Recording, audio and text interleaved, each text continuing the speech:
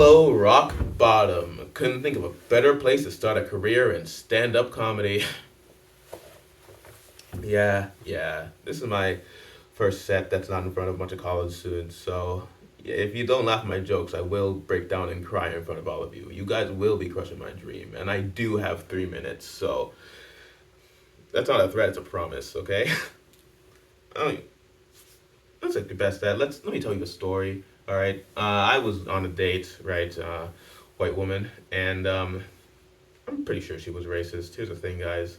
I'm not one of those guys that thinks that all white people are racist. All right, but I have evidence. All right, I have good evidence.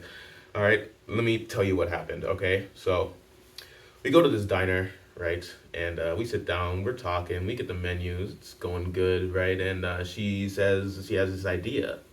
And I'm like, what's your idea? She says, we should order for each other.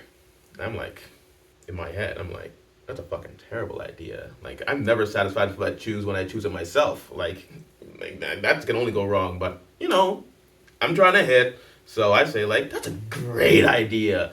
That sounds so fun, right? And so we go ahead and do it. I look on the menu. I find some, pasta, whatever, right? And she's looking at her menu, and the waiter comes in, and he asks me, well, what would you like to order? And I say, well, my date would like to order the pasta, whatever, right? And he's like, oh, that's great choice. And when for you, what would your date like to order? And she goes, puts on the menu, full throated. He'd like the fried chicken. And let me tell you, I'm barely exaggerating, okay? I'm barely exaggerating. She hit the fuck out of that eye, all right?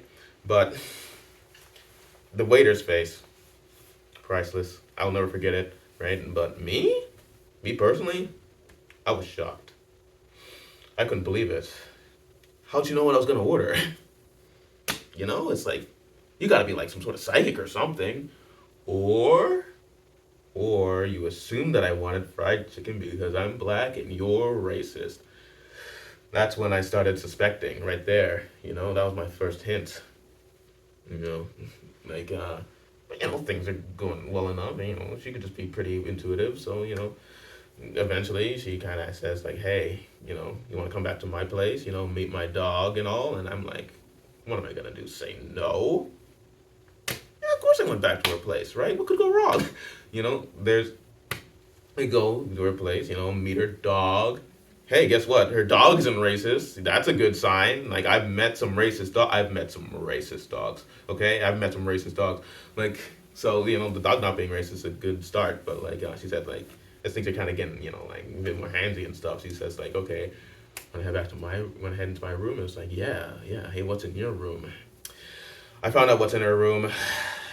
Above her bed, big old banner.